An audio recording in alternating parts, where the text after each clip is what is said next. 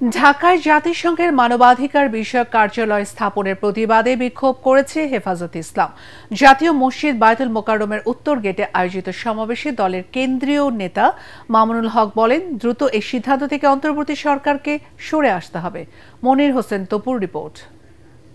বর্তমান সরকারের উপদেষ্টাদেরকে আমরা একটু জিজ্ঞেস করতে চাই, ঢাকায় ৩ বছরের জন্য জাতিসংঘের মানবাধিকার বিষয়ক হাই কমিশনারের কার্যালয় সংক্রান্ত সমঝোতা স্মারকের খসড়া চূড়ান্ত অনুমোদন দিয়েছে উপদেষ্টা পরিষদ। এর প্রতিবাদে বাদ জুম্মা বায়তুল মোকাররমের উত্তর গেটে বিক্ষোভ করে হেফাজতে ইসলাম বাংলাদেশ। এই সময়ে মানবাধিকার কমিশনের অফিস স্থাপন করার অর্থ হলো বাংলাদেশের স্বাধীনতা সার্বভৌমত্বের উপরে চরমভাবে আঘাত করা।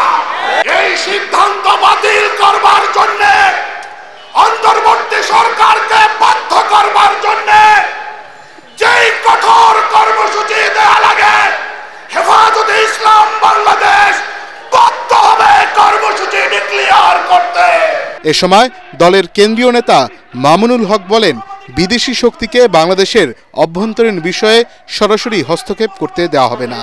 যে কোনো ষড়যন্ত্র রুখে দিয়ে দেশের সার্বভৌমত্ব রক্ষায় রাজপথে থাকার ঘোষণা দেন তিনি।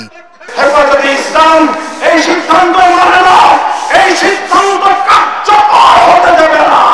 বাংলাদেশের ইসলাম এদেশের মানুষের ঐতিহ্য, এদেশের মানুষের স্বাধীনতার বিপন্ন করবার যে কোনো পায়তারা রক্ত দিয়ে রুখে দেব, জীবন দিয়ে রুখে দেব।